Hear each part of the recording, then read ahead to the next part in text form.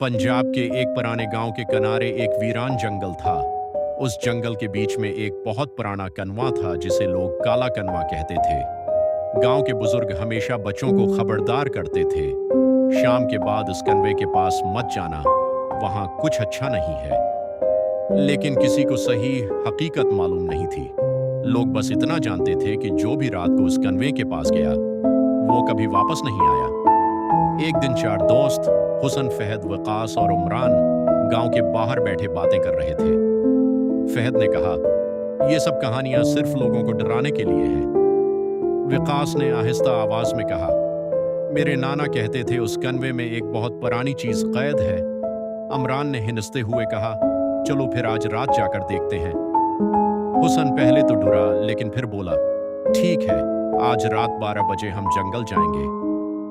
चारों ने यह खतरनाक फैसला कर लिया। रात के 12 बज चुके थे। आसमान पर बादल थे और चांद बार बार छिप रहा था। हवा में अजीब सी ठंडक थी। चारों दोस्त टार्च लेकर जंगल की तरफ चल पड़े। जैसे जैसे वो जंगल के अंदर जाते गए, दरख्त घने होते गए और हवा की आवाज खौफनाक लगने लगी। अचानक दौर से कोई जानवर चीखा। हसन रख गया। मुझे लगता है हमें वापस जाना चाहिए, लेकिन फहद बोला, अब आ ही गए हैं तो कनवा देख कर ही जाएंगे। कुछ देर बाद वो उस जगह पहुंच गए। उनके सामने एक बहुत पुराना पत्थरों का कनवा था। कनवे के उर्द गिर्द घास सूखी हुई थी, जैसे वहां कुछ जिंदा नहीं रहता। विकास ने टार्च कनवे के अंदर डाली। अंदर सिर्फ गहरा अंधेरा था। अचानक अंदर से हल्की सी सरगोशी सुनाई दी। कौन है? चारों के जिस्म में सनसनी दौड़ गई।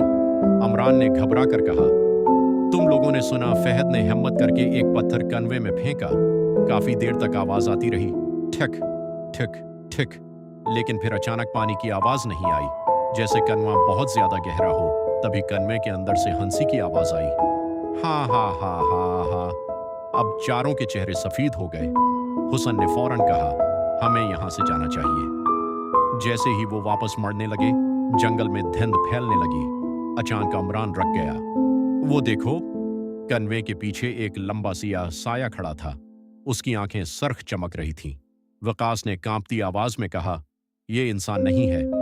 साया आहिस्ता आहिस्ता उनकी तरफ बढ़ने लगा।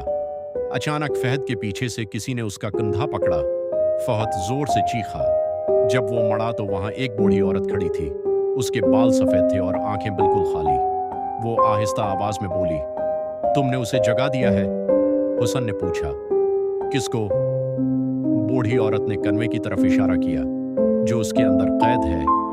अचानक जमीन हिलने लगी। कनवे के अंदर से काली धुंध निकलने लगी। बूढ़ी औरत चीखने लगी, भागो! लेकिन देर हो चुकी थी। कनवे के अंदर से एक लंबा सियाह हाथ बाहर निकला, फिर दूसरा, फिर एक खौफनाक मखलूक आहिस्ता आहिस्ता बाहर आने लगी। उसका चेहरा इंसान जैसा था, मगर आंखें बिल्कुल सियाह। मखलूक ने गहरी आवाज में कहा, 100 साल बाद कोई मुझे जगाने आया है। चारों दोस्त खौफ से कांप रहे थे। बूढ़ी औरत ने बताया, ये एक बदरूह है जिसे बहुत साल पहले उस कनवे में कैद किया गया था। मखलूक आहिस्ता आहिस्ता उनकी तरफ बढ़ने लगी। आखिरी भाग चारों दोस्त पूरी ताकत से जंगल की तरफ भागने लगे, लेकिन पीछे से भारी कदमों की आवाज आ रही थी, ठोम ठोम ठोम। अचानक उमरान ठोकर खाकर गिर गया। जब बाकी तीनों ने पीछे देखा, वहां उमरान नहीं था, सिर्फ उसकी चीख गूंज रही थी। अगली सुबह गांव वाले जंगल गए। उन्हें कनवे के पास 3 टार्चें और एक जोता मिला, लेकिन चारों लड़के कहीं नहीं मिले। और उस दिन के बाद जंगल के उस कनवे से कभी कभी 4 लड़कों की आवाजें आती हैं और लोग कहते हैं वो अब भी उस कनवे के अंदर कैद है।